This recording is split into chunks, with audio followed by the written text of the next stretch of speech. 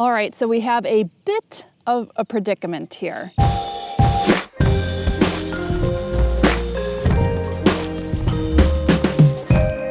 Take a look at this aloe. This is, or was, a pretty large aloe that I picked up recently at a big box store.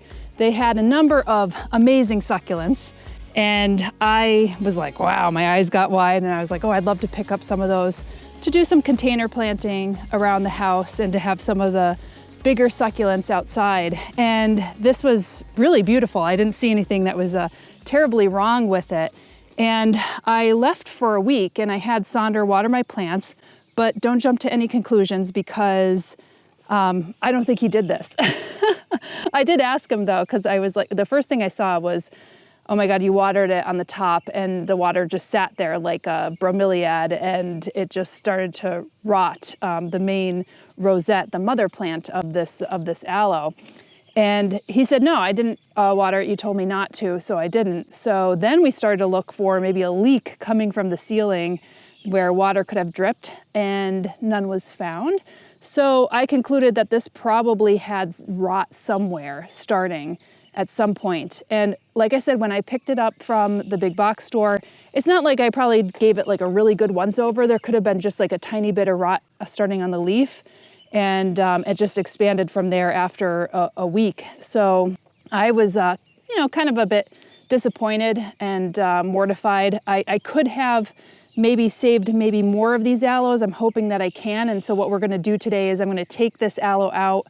I brought like my knife, my spoon, my sterile alcohol prep pads, and we're just gonna go at this and, troubleshoot this a little bit and see if we could save anything. So I'll probably shoot, maybe a week or two from now to see if any of these were saved. The thing that I worry about is that, the mother plant was susceptible to this, and all of these little offsets, all of these little aloe pups, if you will, are clones of their mother. So they're probably susceptible to it too.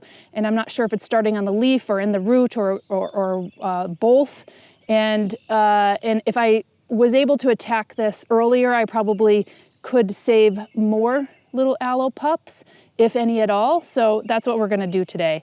And if you've done or taken my Houseplant Masterclass or my mini course, Troubleshoot Your Houseplants, then you'll know that, bacterial and fungal rot, very hard to resolve, especially when it's like this advanced. So again, we're gonna see what we could do. We're gonna take out all the soil as much as we can because that could be really contaminated. And I'm gonna put on my gloves because this is a little icky.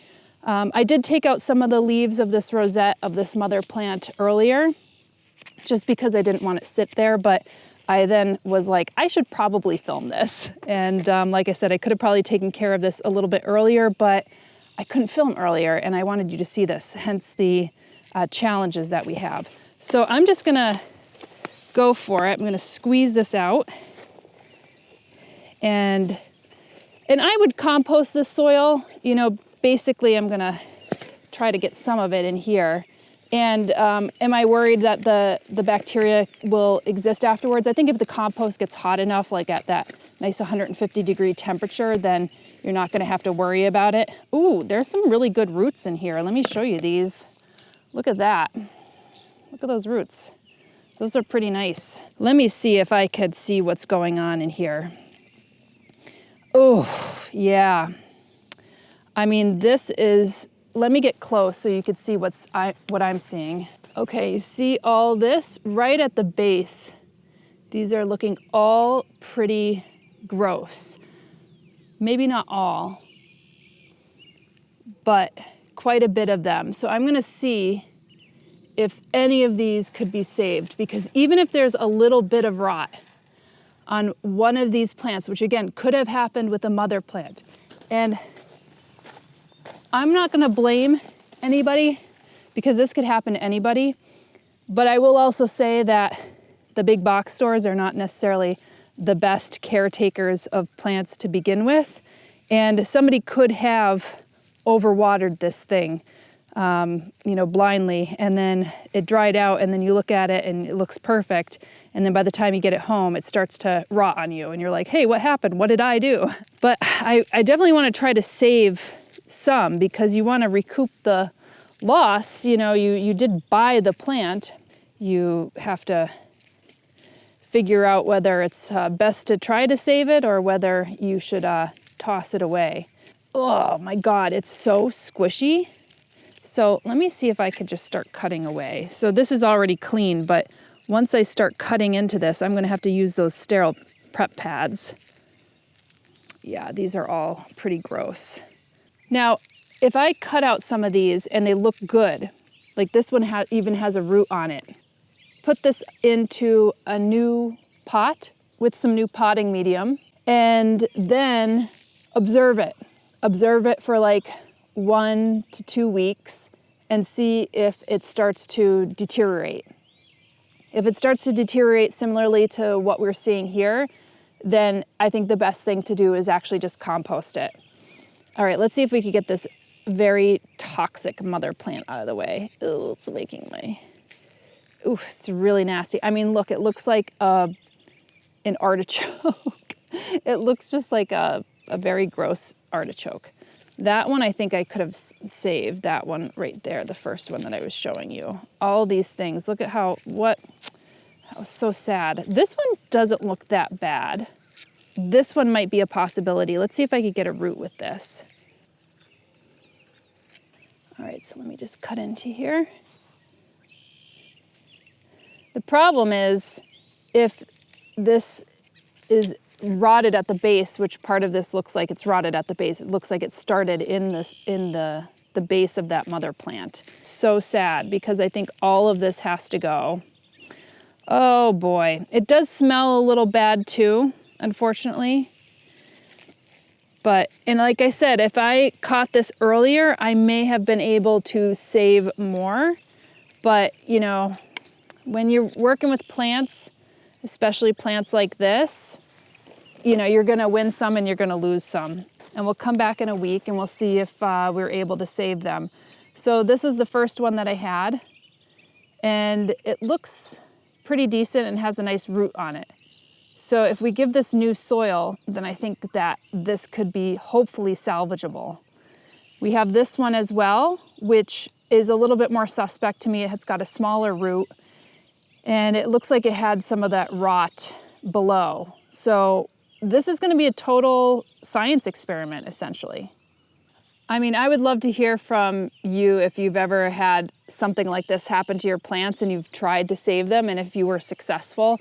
I guess it would depend on obviously like how advanced things are or whatnot. I mean, I knew I was not going to be able to save a lot, so I ended up, you know, bringing in some smaller containers here, but I didn't know how many small ones I could actually save.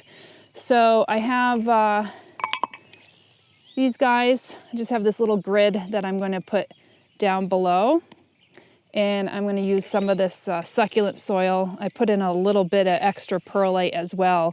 One of the things I want to try is, because this was so hard to water, because the offsets were like spilling over the edge, so for somebody to water that, you would have really needed to repot it, unless you're watering it from below, and that would have been challenging too because it's in a plastic pot. If it was in a terracotta pot, then it would have been easier for you to do capillary action, watering it below, and then the water sucks up from the base and then waters the rest of the aloe plant. But I could see that somebody who inherited that plant essentially into the store would have trouble watering it.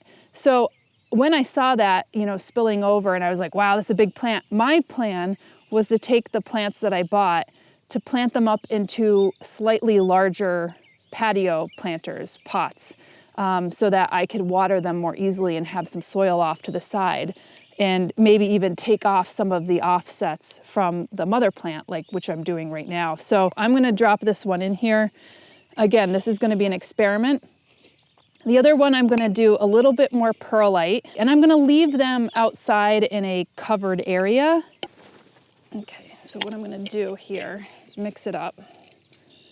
And I'm just gonna wet this a little bit. Just to the point that it has like some consistency already. Almost a little bit like cake batter. So that I don't actually have to water the plant. The soil itself is wet.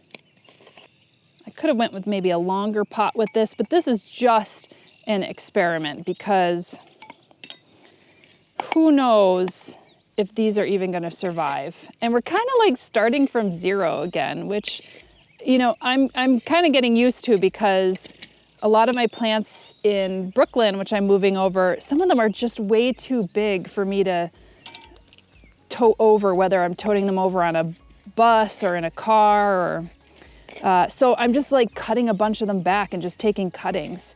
And it's kind of exciting, I guess, like starting all over again. There's some plants that I just refuse to cut because I just really love their form so much. But sometimes in places in our life, like, we have to start all over again, and that's okay. Now we're just gonna cross our fingers and hope this works so that we haven't lost absolutely everything. I mean, that being said, there's nothing extremely special about this plant. Like, I don't have a personal story with this plant. Obviously, I just bought it at a big box store. I bought it because, like I said, my eyes got wide. I was like, ooh, that's a really pretty structure. I could see that as a nice succulent patio plant. I was feeling kind of springy because, like, the spring is now here. This is like actually the first day where it's really, really nice out. So I figured, oh, let's actually shoot this outside. You know, so I don't have a lot of sentiment that comes with this plant. So it's maybe a little bit easier for me to let go of it, especially if it's diseased. All right, so there we go. We got these two little plants that we've salvaged, and we're gonna come back in maybe a week or two, and we're gonna see where we've left them off and if they are able to recuperate. But again, if they get icky, or you start to see leaf spot on them, or you start to see root rot, then the best thing to do is probably just start over again. All right, well, I have bummer news. Look at these aloes. You could tell that they also had the rot that I was referring to earlier. I thought I could actually save these guys, and unfortunately, it doesn't look like it. I came back after a week, and this is what I had. They're just kind of turning jelly-like and pretty gross. So at the end of the day, you win some and you lose some, and I think that we're gonna have to start all over again if I want to grow this toothed aloe. It was a bummer that we lost this aloe, but it's worth trying to save a plant because sometimes they do make a miraculous turnaround.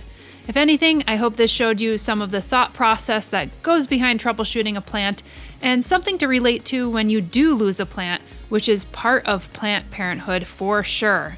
So stay tuned here, however, because we'll have some redeeming plant stories around the bend, and of course, some awesome botanical tours lined up around the corner. So we'll see you in the next video here on Plant One on Me.